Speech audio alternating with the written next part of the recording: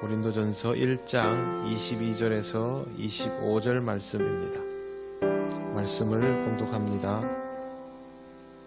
유대인은 표적을 구하고 헬라인은 지혜를 찾으나 우리는 십자가에 못 박힌 그리스도를 전하니 유대인에게는 거리끼는 것이요 이방인에게는 미련한 것이로되 오직 부르심을 받은 자들에게는 유대인이나 헬라인이나 그리스도는 하나님의 능력이요 하나님의 지혜니라. 하나님의 어리석음이 사람보다 지혜롭고 하나님의 약하심이 사람보다 강하니라. 아멘. 복음을 전하다 보면 딱 부딪히는 상황이 몇 가지 있습니다. 그냥 듣기 싫다 하는 경우도 있지만 그것보다는 이렇게 말하는 사람들이 많습니다. 증거를 대봐, 보여줘봐, 입증해봐. 이런 반응은 복음이 전해지는 자리에 항상 있습니다. 오늘 말씀에 유대인은 표적을 구하고 헬라인은 지혜를 찾으나 이 두 개의 경우에도 다 포함이 됩니다. 표적을 구하는 사람들, 항상 그들이 하는 말은 증명해봐입니다. 입증해봐. 예수님이 부활했다는 증거를 대봐. 예수님이 무리를 끌었다는 증거를 대봐. 죽은 사람을 살렸다는 증거를 대봐. 하나님이 어디서 나한테 보여줘봐. 이런 게 끝도 없이 이어지고 이것을 입증해내기 어려운 그리스도인들은 난감해 합니다. 신앙은 보는 것이 아니라 믿는 것입니다. 그런데 보여달라고 하니까 보여줄 수가 없습니다. 예수님도 항상 이런 요구를 받았습니다. 그런데 예수님은 입증할 능력이 있음에도 불구하고 이 요구에 응하시지를 않았습니다. 예수님이 기적을 행하실 때 보면 항상 그 사람들을 도와주려고, 그 사람들을 살펴주려고, 그 사람에게 필요하다 하면 그때 들어주셨습니다. 보여주려고 하시지 않았다라는 것입니다. 보여줄 수 있음에도 불구하고 보여주시지 않고 오히려 사람들을 향하여 표적을 구하는 세대라고 말씀하신 것은 신앙이 보는 것이 아니라 믿는 것이기 때문에 그렇습니다. 지혜를 찾는 사람들도 마찬가지입니다. 보여줘봐 하는 말은 눈으로 확인하려 드는 것이지만 지혜를 찾는 사람들은 머리로 확인하려 드는 것입니다. 어차피 믿음이 아닌 것은 똑같습니다. 논리적으로 설명해서 입증해봐 이런 뜻입니다. 이렇게 하면 신앙생활을 하겠다는 것이죠. 그래서 많은 기독교 변증가들이 수도 없이 신존재 증명을 시도했습니다. 문제는 그렇게 해서 입증을 해내어도 대부분의 사람들은 알아들을 수 있는 수준이 안 되는 경우가 대부분이고 또 그만큼 반대 논리도 함께 발생하면서 혼란만 가중되어 왔습니다. 물론 이렇게 신존재 증명을 하는 것을 통해서 하나님에 대한 이해가 깊어지고 발전한 것은 사실입니다. 하지만 이렇게 얻은 답도 하나님에 대해서 확정적인 답이 아니라 하나님의 가변성에 대해서 하나님은 측량할 수 없다는 것에 대해서 더 받아들이게 되는 그런 수준입니다. 정의를 내리지 못하는 것이죠. 지금도 신존재 증명을 위한 노력을 기독교 변증가들이 계속하고 있지만 지금도 어차피 세상의 잣대로 판단하고 부정하는 일을 반복하고 있습니다. 예수님은 이런 상황에서 논리적으로 그들을 이기려고 하지 않으셨습니다.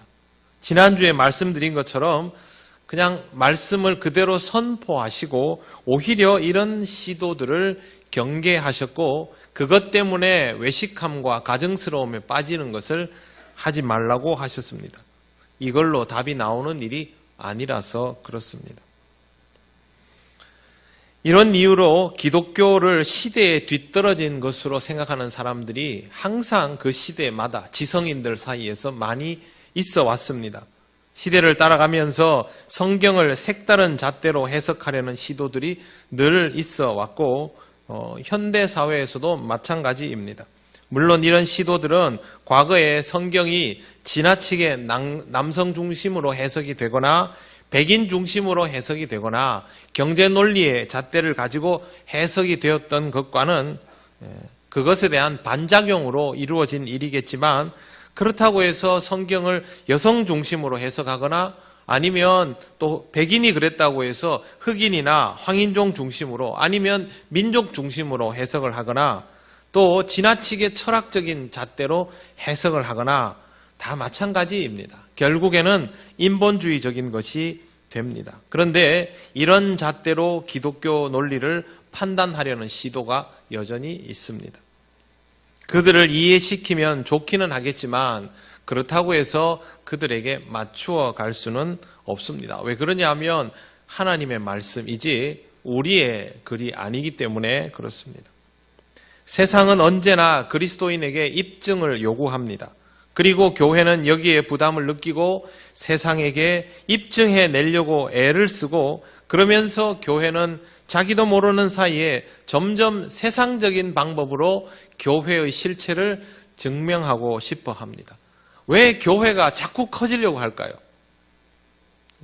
뭔가를 해야 하니까 그런 겁니다. 뭔가를 해야 하니까 뭔가가 많이 필요하게 되고 그렇다 보면 제일 먼저 필요한 것이 사람과 물질이죠. 그렇게 입증하고 싶은 것입니다. 믿어주지 않으니까. 하지만 이럴 때마다 세상은 점점 지능적으로 다시 하나님을 부정하고 이것이 2000년 동안 계속되었던 일입니다. 바울은 이런 모든 일들을 어리석다라고 생각합니다.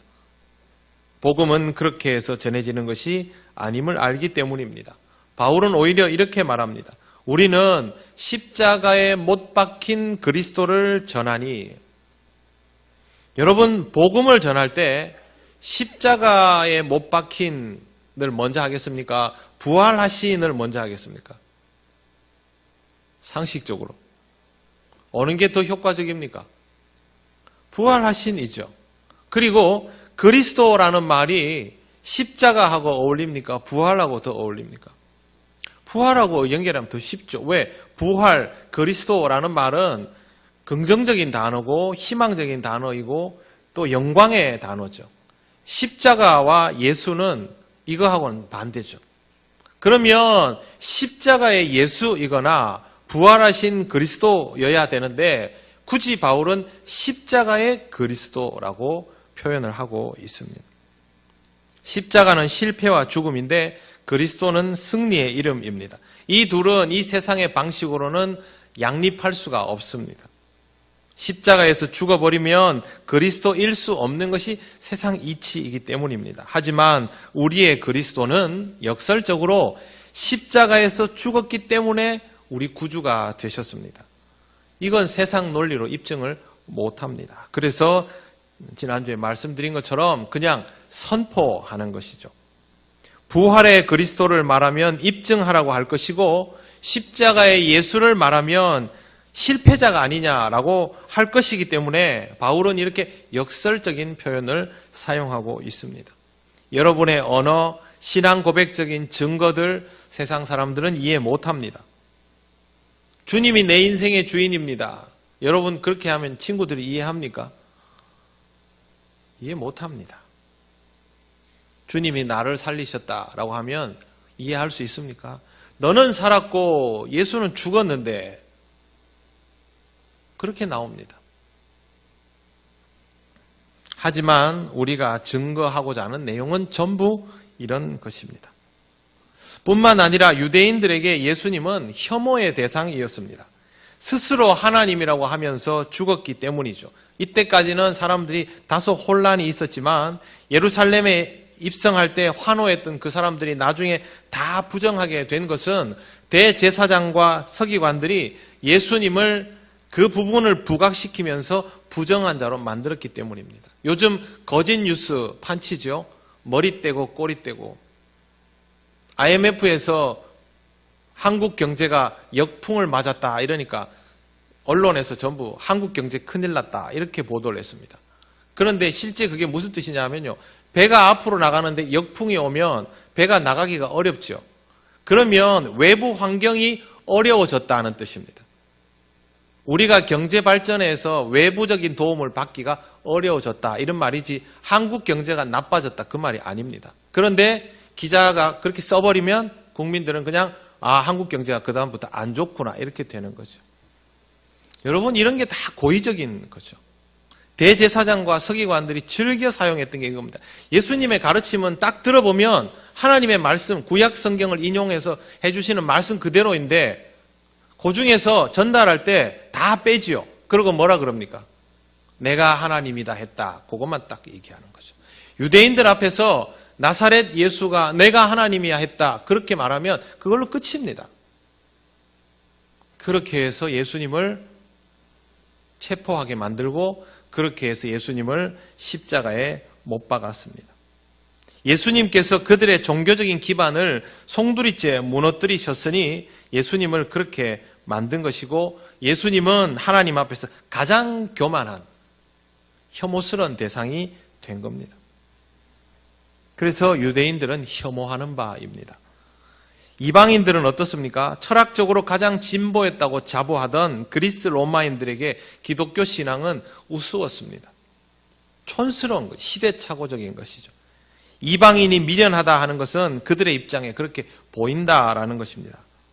그럴 수밖에 없는 것이 세계 최고의 지성 소크라테스나 플라톤 같은 부류의 말도 아니고 황제 숭배의 의식도 아니고 이미 멸망해버린 조그만 나라 안에서도 부정당하고 십자가에 매달린 예수 도당의 가르침이니 참 우습게 보였을 것이고 그걸 붙들고 쫓아다니는 사람들은 미련하기 짝이 없어 보였습니다. 그리스 로마인들은 자기들이 플라톤도 아니고 아리스토텔레스도 아니면서 마치 자신이 플라톤처럼 똑똑하다고 착각하는 부류였습니다. 자기들이 다 옳았죠. 그런데 이렇게 혐오하고 이렇게 어리석게 여기는 사람들은 아직 부르심을 받은 상태가 아닙니다. 부르심을 받은 자들에게는 경우가 달라집니다. 오직 부르심을 받은 자들에게는 유대인이나 헬라인이나 그리스도는 혐오스러운 어리석은 것이 아니라 하나님의 능력이요 하나님의 지혜라고 바울은 말합니다. 정말 부르심을 받은 자에게 그리스도는 확실한 하나님의 능력이고 지혜입니다. 여기에는 인종적인 구분이나 혈통의 구분이나 세상의 조건이 없습니다. 아무도 영향받지 않습니다. 감옥에 갇혀있던 바울이 열심히 편지를 써서 감옥 밖에서보다 오히려 더 위력적으로 사역을 할 수 있었던 이유는 그에게 그리스도가 하나님의 능력이었기 때문입니다. 백인들이 복음이 자기들의 것인 것 마냥 감싸 안고 있어도 제임스 던 같은 훌륭한 흑인 신학자가 나올 수 있었던 이유는 그리스도가 인종과 초월을 뛰어넘는 하나님의 능력이었기 때문에 가능한 겁니다. 북한에 아직도 교회가 있죠. 보이는 교회 말고 안 보이는 교회가 엄청나게 큽니다. 상식적으로 생각하면 6.25 전쟁 이후에 북한을 생각하면 지금 교인이 거의 없어야죠. 이렇게 한국 교회도 교인이 막 줄어가는데 할아버지 할머니들이 줄을 이루고 있으면 북한은 그보다 더 해야죠. 그런데 북한 교회에도 젊은 사람들 많습니다. 이걸 뭘로 설명할 수 있습니까? 그리스도는 그 자체로 하나님의 능력이기 때문에 가능한 일입니다. 그리스도가 하나님의 능력이라는 말은 완료형이 아닙니다. 앞으로도 변함없이 그럴 것이다 라는 뜻입니다. 세상이 아무리 바뀌어도 그리스도인은 생겨날 겁니다. 세상의 모든 교회들이 박해를 당해도 그리스도인은 생겨날 겁니다. 물론 지금같이 이렇게 썬데이 크리스천이 많고 허수는 계속 줄 겁니다. 20년 뒤면 교인 수가 반으로 준다 했죠. 미래학자들이. 허수는 분명히 줄 겁니다. 그러나 저는 진수는 줄지 않는다고 생각합니다. 그때는 진짜만 남겠죠. 그리고 그 진짜의 위력은 지금 이렇게 덩치만 큰 공룡 같은 이런 모습보다 훨씬 더 강할 거라고 생각합니다. 하나님의 능력을 깨닫게 되는 사람은 자신이 부르심을 받았다는 사실을 동시에 알게 되기 때문에 그렇게 될 수밖에 없습니다. 하나님의 능력이 아니라 지혜를 깨닫게 되는 사람도 있습니다. 그도 역시 하나님의 부르심을 떠올리게 되어 있습니다. 이어령 같은 분들이 머리로 이해가 안 되는데 은혜가 되는 그런 스타일이 아닙니다. 그런 부류의 사람들은. 매우 이성적인 사람들은 가슴으로만 신앙생활을 할 수가 없습니다. 당연히 이해가 돼야죠. 그런데 자기가 그동안 가지고 있던 세상의 어떤 이해보다, 어떤 가치보다 하나님의 가치가, 그리스도가 더 설득력 있게 다가오는 것이죠.